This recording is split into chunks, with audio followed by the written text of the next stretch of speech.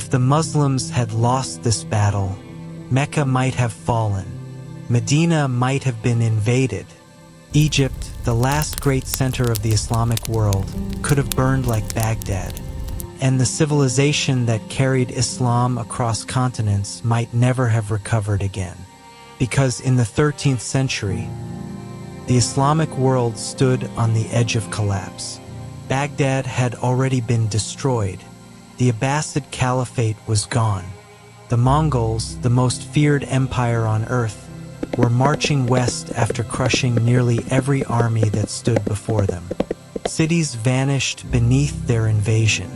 Kingdoms surrendered before battle even began. For decades, nobody could stop them. Then, an army the world barely expected rose to challenge the impossible.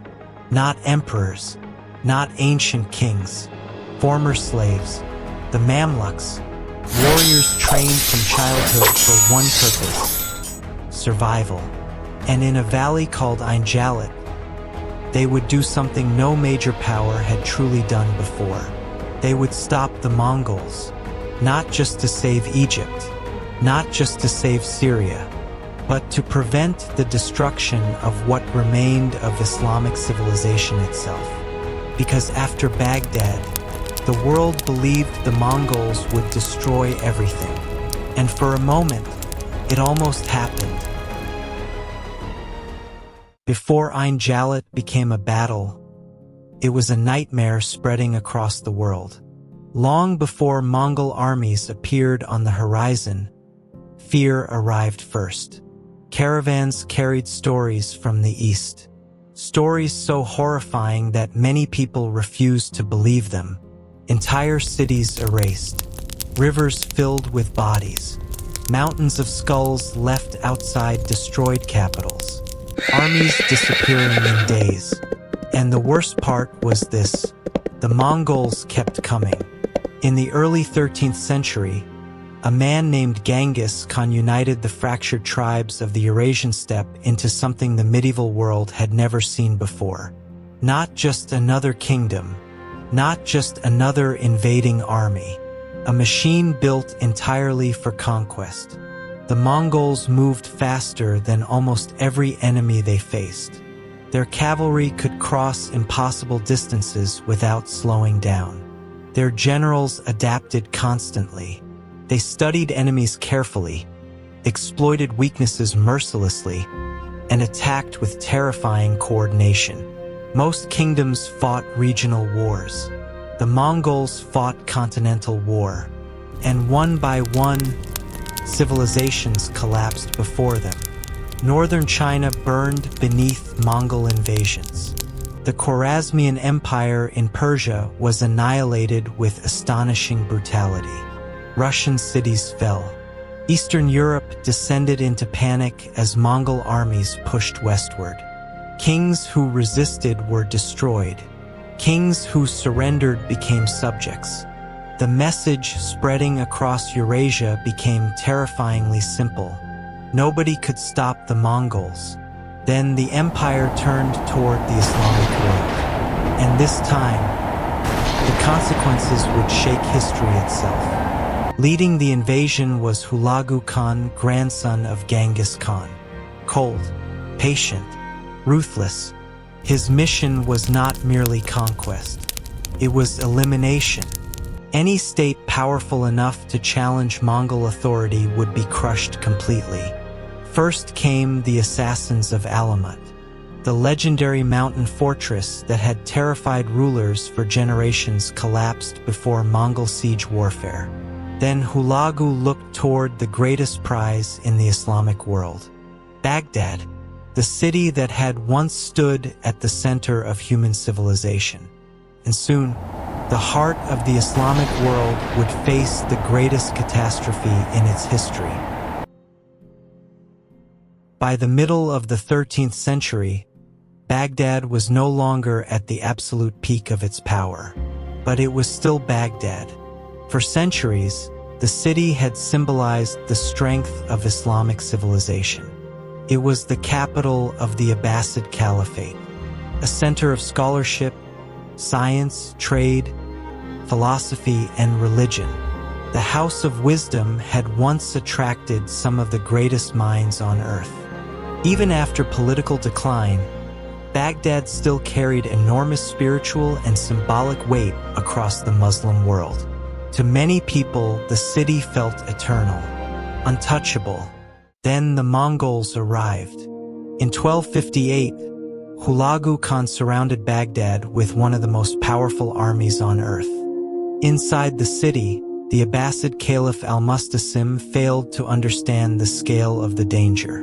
Some advisors believed negotiation was still possible.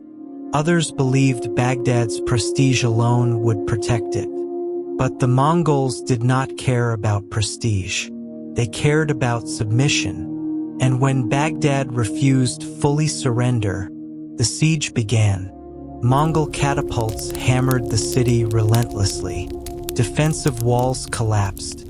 Panic spread through the streets. Within days, one of the greatest cities in the Islamic world was falling apart. What happened next became legendary in the worst possible way. Mosques burned. Palaces were destroyed. Entire districts disappeared beneath violence and chaos.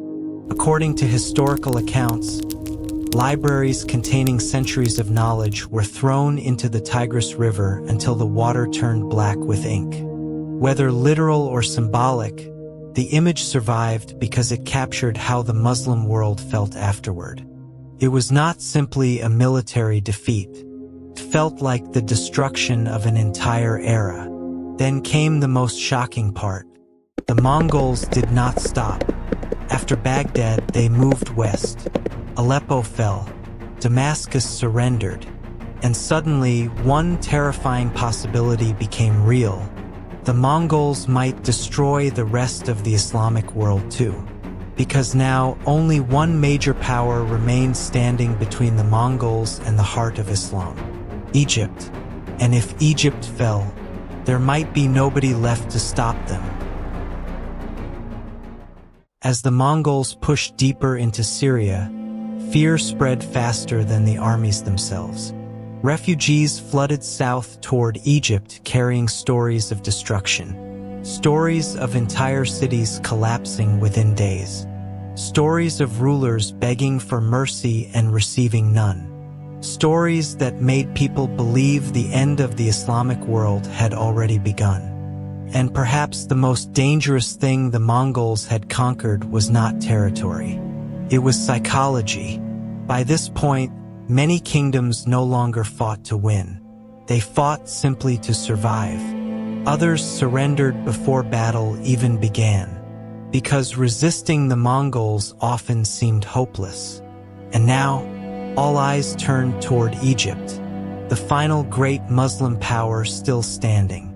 Unlike Baghdad, Egypt was not ruled by an ancient royal dynasty.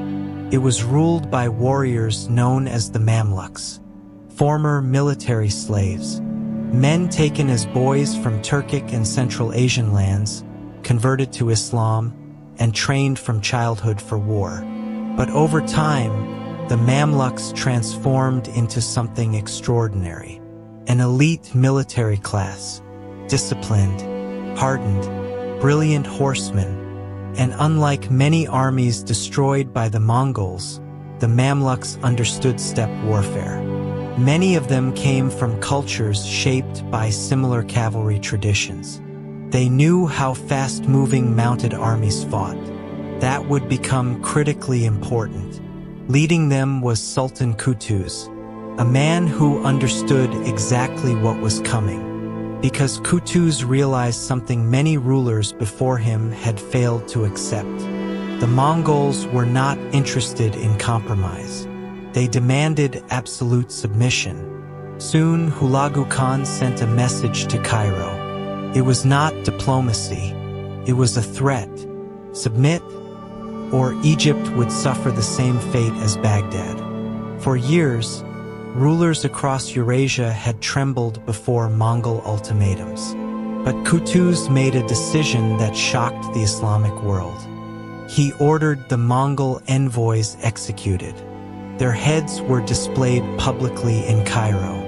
It was an open declaration of defiance against the most feared empire on earth. And everyone understood what that meant. War was now unavoidable, but deep down many still believed Egypt was doomed, because nobody had truly stopped the Mongols before. And the men marching toward Egypt had already destroyed the greatest Islamic city in history. Under normal circumstances, Egypt might not have survived. Even after Baghdad, the Mongol military machine remained terrifyingly powerful. But history can change because of events happening thousands of kilometers away. And in 1259, something unexpected happened. Monk Khan, the great Khan of the Mongol Empire, died during campaigns in China. Suddenly, the largest empire on earth faced a dangerous succession crisis. Who would become the next supreme ruler? Inside the Mongol world, power struggles began immediately. Hulagu could not ignore it. He withdrew much of his army back toward Persia to secure his political position. That decision would change history, because for the first time in years, the Mongols were vulnerable. A large force still remained in Syria under the command of the general Kitbuka.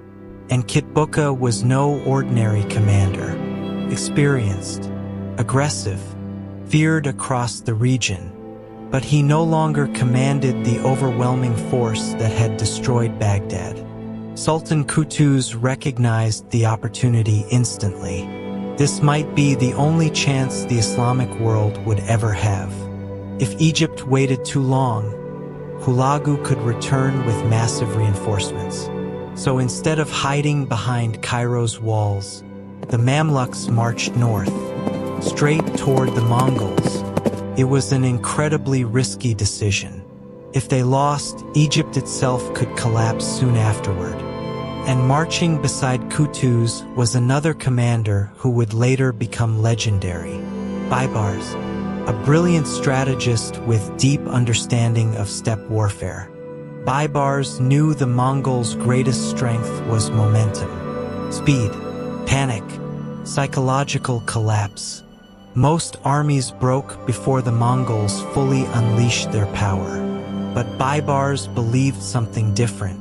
The Mongols could be beaten, not by fighting emotionally, not by charging blindly, but by matching mobility with mobility, discipline with discipline, strategy with strategy. And somewhere ahead in Palestine, a battlefield was waiting. The Mamluk army moved north through lands already scarred by conquest. Burned villages, abandoned roads, terrified civilians watching soldiers pass toward what many believed would become another massacre. The memory of Baghdad haunted everyone. Only 2 years earlier, the center of the Islamic world had fallen beneath Mongol invasion. Now the last great Muslim power was marching directly toward the same enemy. But something unusual began happening as the Mamluks advanced. Hope spread behind them, small at first, then growing stronger, because for the first time since Baghdad, a major Islamic army was not retreating from the Mongols. It was hunting them. Eventually, both armies approached a valley in northern Palestine called Ain Jalut, the spring of Goliath. The location mattered more than many realized. Unlike the open plains favored by Mongol cavalry, the terrain around Ain Jalut created opportunities for ambushes and restricted movement. Baibars immediately recognized its value, and quietly, the Mamluks began preparing a trap. Hidden cavalry units were positioned carefully. Retreat routes were planned. Signals were coordinated. Everything depended on discipline, because against the Mongols, even a single moment of panic could destroy an entire army. Meanwhile, Kitbuka remained confident. Why wouldn't he be? For decades, Mongol armies had crushed nearly every enemy they faced. From China to Persia to Russia, Victory had become almost expected. The Mongols believed fear alone could break opponents before battle truly began. But the Mamluks were different. They did not panic. They did not surrender. And on September 3, 1260, the two armies finally met. Morning sunlight cut across the valley as cavalry formations moved into position. Dust rose beneath thousands of horses. Then the Mongols attacked. Fast, aggressive, precise. Mounted archers surged forward, unleashing waves of arrows into the Mamluk lines. It looked terrifyingly familiar. This was how countless armies had already collapsed before. And at first, the Mamluks appeared to retreat. The Mongols pushed harder, exactly as Baibars expected, because the retreat was intentional. A trap carefully designed to pull the Mongols deeper into unfavorable ground. Kitbuka ordered pursuit. The Mongol cavalry surged into the valley with growing confidence. Then suddenly, the battlefield exploded. Hidden Mamluk forces emerged from concealed positions across the terrain. Cavalry slammed into Mongol flanks. Arrows darkened the sky. War drums thundered through the valley. For perhaps the first time on this scale, the Mongols faced an enemy capable of matching their mobility without collapsing psychologically. The battle became chaotic, violent. Dust swallowed visibility. Commanders struggled to maintain control as formations collided again and again. But slowly, something extraordinary began happening. The Mongols were losing momentum. The Mamluks held their ground, then counterattacked, again and again. The psychological balance of the battle began to shift. For decades, enemies had panicked first. Now uncertainty spread through Mongol ranks instead. Historical traditions describe Sultan Kutu's personally entering critical moments of the battle, rallying troops as fighting intensified across the valley. Meanwhile, Kitbuka refused to retreat. Even as the situation worsened, he continued fighting fiercely. But eventually, the Mongol lines began collapsing.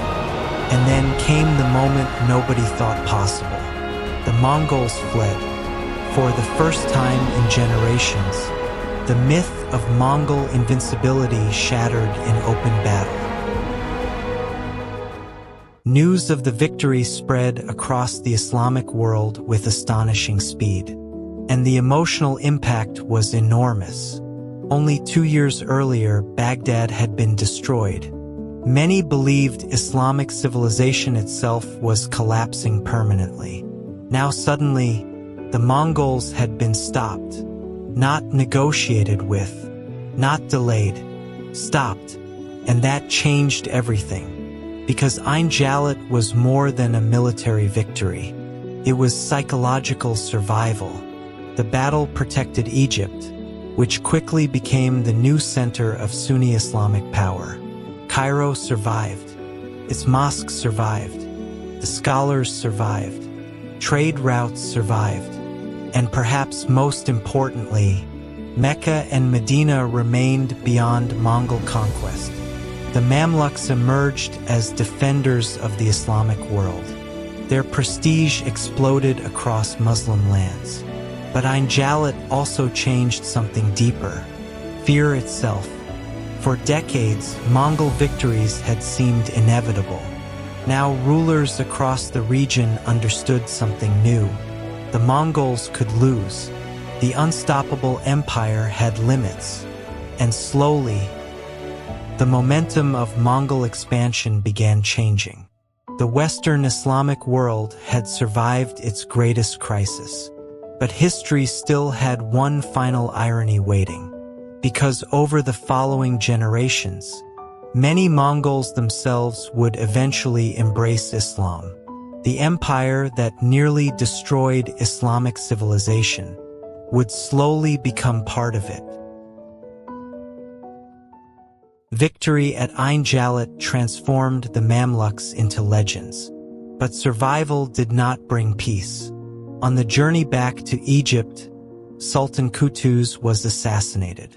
Power soon passed to Baibars, and Baibars would become one of the most important rulers in medieval Islamic history. Under his leadership, the Mamluk Sultanate grew into a dominant military power.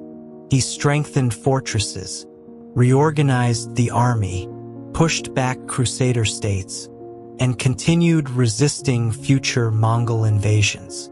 But perhaps his most important achievement was symbolic. After the destruction of Baghdad, many believed the Abbasid Caliphate had disappeared forever. Baibars restored a ceremonial Abbasid Caliph in Cairo, not as a true empire like before, but as a message. Islamic civilization had survived, and after the trauma of Baghdad, that message mattered enormously, because civilizations are not held together only by armies. They survive through identity, belief, memory, and Ain Jalut became one of the greatest symbols of survival in Islamic history. Not because it destroyed Mongol power completely. It did not. The Mongols remained powerful for generations. But Ain Jalut proved something the world desperately needed to see. Even the most feared empire on earth could be resisted.